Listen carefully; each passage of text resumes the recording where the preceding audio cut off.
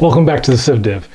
I am glad you're here, and lately there has been a lot of talks about reevaluations, possibly losing ratings, and whether or not I am safe from all of it. Well, today we will go over all of that, and if I can put some of you at ease, that will be my aim. I want to at very least break down the rights you have depending on the condition type that you have. But first, at the time of this recording, we are sitting at 33,000 subs.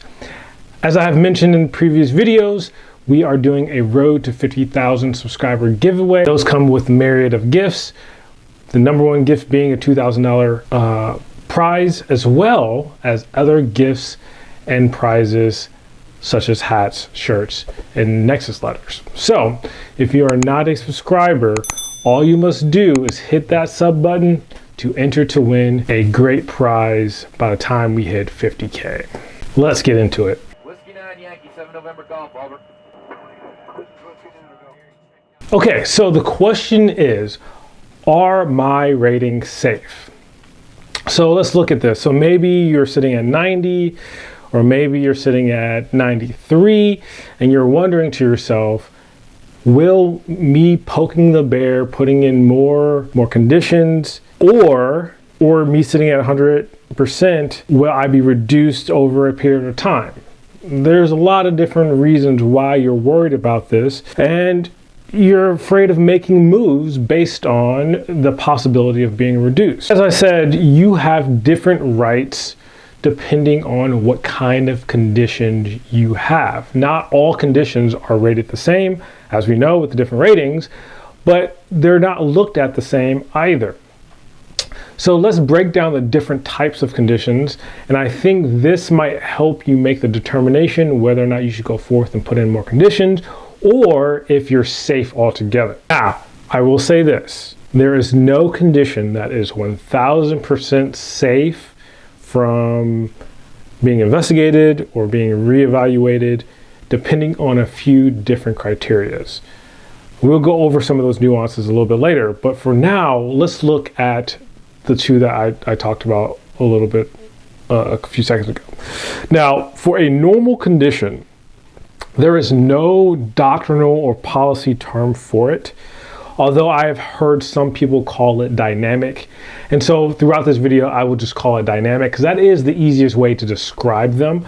So we'll say the dynamic conditions. What is a dynamic condition? Well, what they mean by dynamic is that the condition has the propensity to get better over a period of time, which opens the condition up to being reviewed in the future. So most of the time, those are your strains, your tinnitus without arthritis, those dermatitis conditions without scarring, sleep apnea, and other conditions. Typically, these conditions solely exist under specific conditions that can change.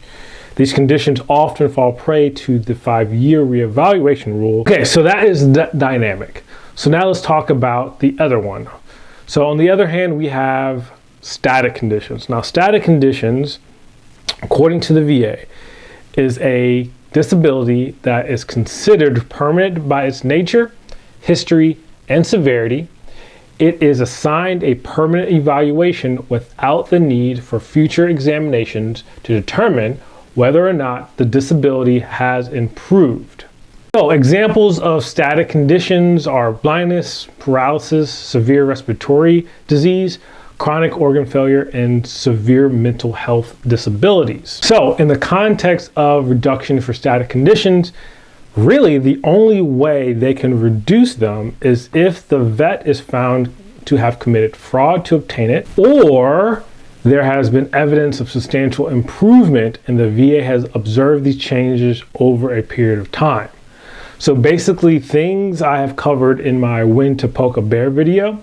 If you haven't seen it, I would recommend watching it just so you can get a kind of idea of the context behind that putting in new claims and poking the bear. So these two conditions are what dictate the difference between 100% disabled and 100% permanent and total. So if you have a bunch of conditions that equal up to 100% or that 95% rounded up, but most of them are dynamic, then you will get 100%, understanding that 100% can change in the future from the VA's perspective. That's why it's not permanent and total. So if they reevaluate any of your conditions and find those conditions have improved, then that 100%, especially if you're at 95, can definitely be lowered. So if they discover the improvement through the 5-year evaluation, then you could be subject to getting under that 100%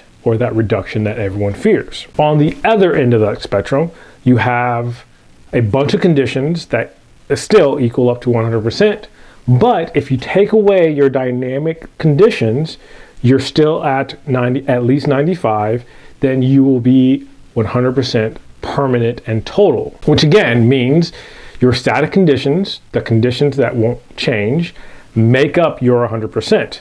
So that means no matter what you do, you will be messed up because those static conditions are not looked at as being able to become better over time. So the likelihood of you becoming improved is very, very low.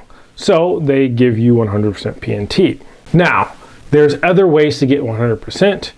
And so there are times when people get temporary 100%, such as a case of catastrophic injury, such as cancer. They will assign a temporary rating. Usually a veteran with active cancer will receive 100% for at least 6 months. And then after that period, they're reevaluated for the presence of cancer or any lingering effect of that cancer, such as removing of the prostate or different things like that. That veteran will always have a missing piece of themselves, so they might get rated according. The same for, say, a hip replacement or the surgery for it. Many times a vet will get 100% shortly after that surgery, and then after a period of time, they will be reduced based on the lingering effects of that hip replacement surgery. So if you need a cane, or if you need some kind of walking assistance, crutches, you'll get a certain amount of percentage that's based on the residual symptoms. And a lot of times, this will end up being reduced and you won't maintain that 100. So just remember, just because you're getting a hip replacement doesn't mean that you'll maintain that 100% for the full duration. Lastly, there is total disabled individual unemployment. So TDIU. Commonly called unemployability, and is listed under the veteran's decision letter once you receive this, when you get your annual award letter. Oh, for this one, it's kind of weird, right? So your rating is less than 100%, but you're paid at the 100% rating with at least one disability being 50 or 60, right? But there is a big downside to vets with TDIU. And that big downside is you cannot be gainfully employed. There is an income cap of $10K a year.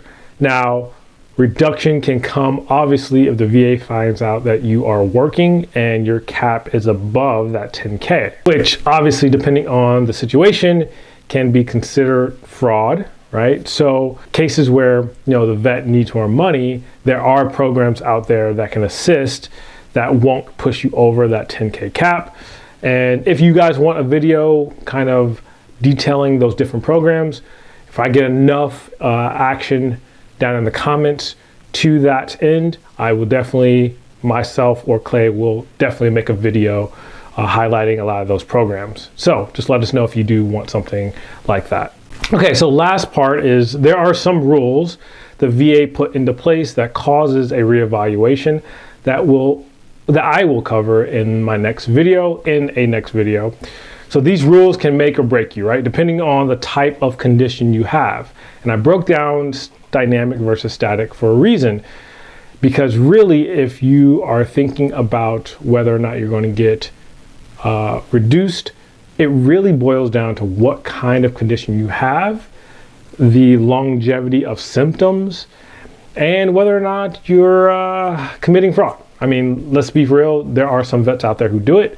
I'm not going to speak ill of those vets, but they are the ones that are at the most risk for being reduced. outside of the guys who are actually actively getting better. So at the end of the day, understand that the VA cannot just reduce you. It has to be backed by evidence, just like we have to back our service connection by evidence.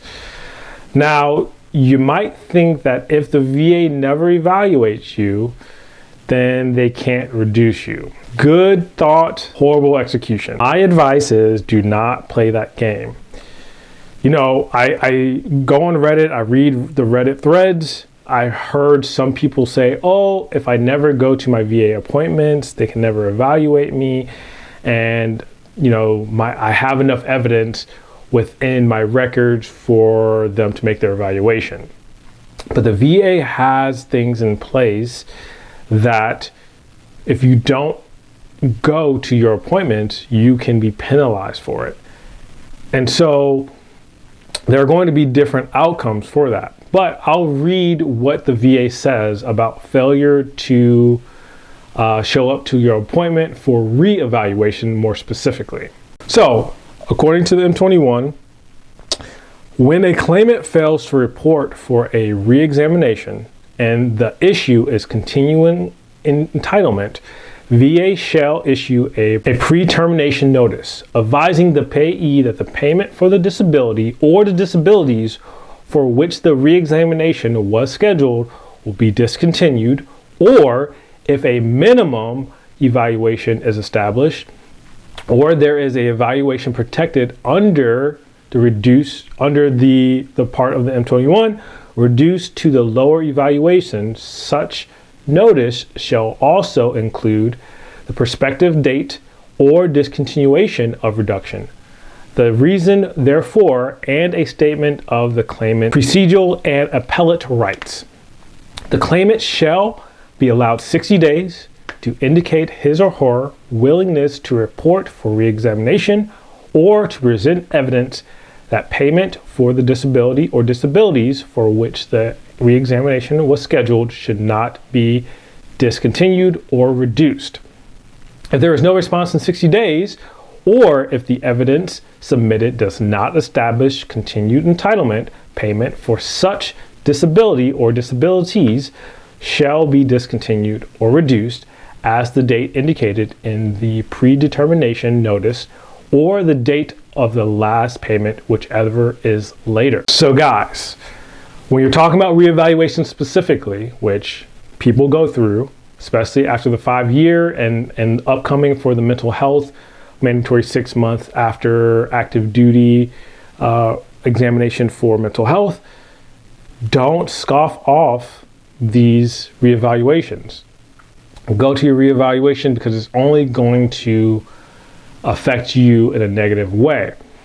Whether that be you being threatened by letter for reduction, or if you have a static condition that they're reevaluating, which normally doesn't really happen, again, based off of what the M21 says about static conditions, but it does, obviously. That will then be reduced to the lowest.